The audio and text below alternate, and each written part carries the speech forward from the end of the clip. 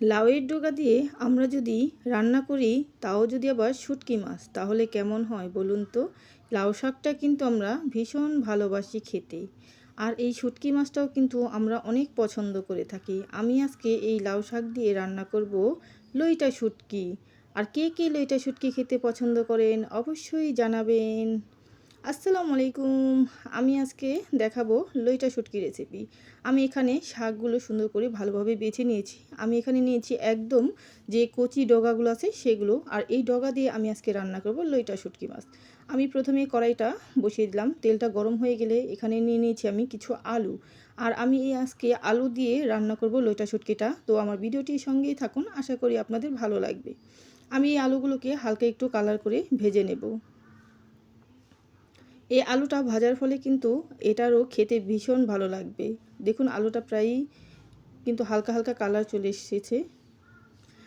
এই রান্নাটা করতে গেলে অবশ্যই আপনাকে আলুটা একটু ভেজে নিতে হবে, তাহলে কিন্তু এর স্বাদ থাকবে না।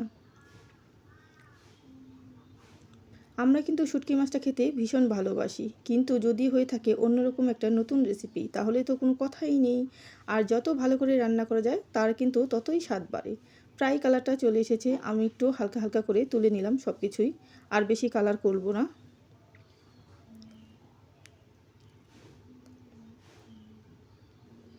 আলুগুলো আমি সব তুলে নিয়েছি। তারপর এখানে দিয়ে দিব আদা কুচি। আমি আজকে এই আদা কুচিটাও দেব এই রেসিপিতে। আর আপনারা যদি আদাটা খেতে পছন্দ করেন না, তাহলে আদাটা বাদেও দিতে পারেন। কিন্তু আদাটা দেওয়ার ফলে দেখবেন এর একটা ফ্লেভার যে সেটা দ্বিগুণ বাড়িয়ে দেবে। আমি আদাটা একদম কুচি করে কেটে দিয়েছি।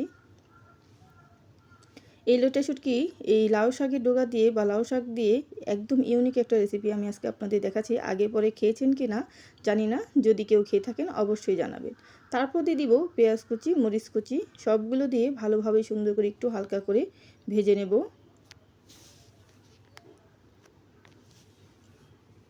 তারপর দিয়ে দিলাম একটু লবণ।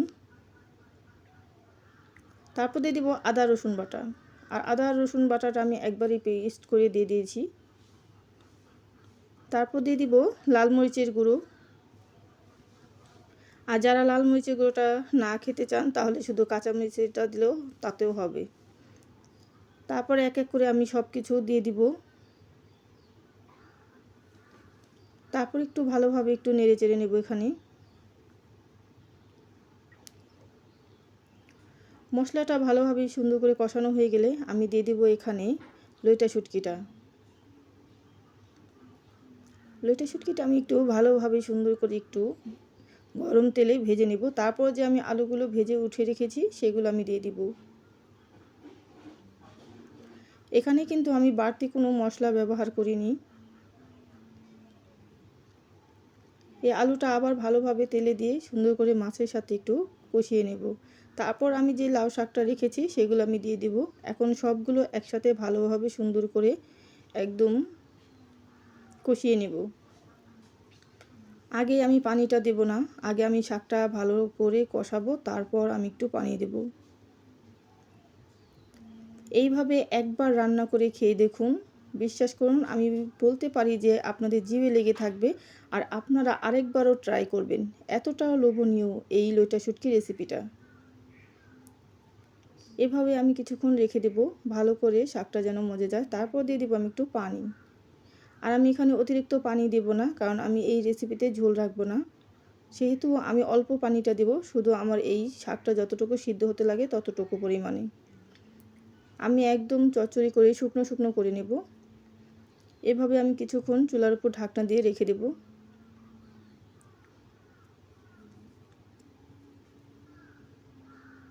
এভাবে একবার রান্না করে খেয়ে দেখুন, বাড়ির সবাই পছন্দ করবে। একদম আঙুল চেটেপুটে খাওয়ার মতো এই লইটা শুটকি রেসিপিটা। তারপর আমি একটু ভালোভাবে আরেকটু নেড়ে চেড়ে দিলাম। কালারটা হালকা একটু সাদা সাদা হয়েছে, কিন্তু তাও কিন্তু দেখবেন এটার ফ্লেভার দ্বিগুণ। খেলেই বুঝতে পারবেন রান্না করে যে এটা কতটা স্বাদের হয়েছে।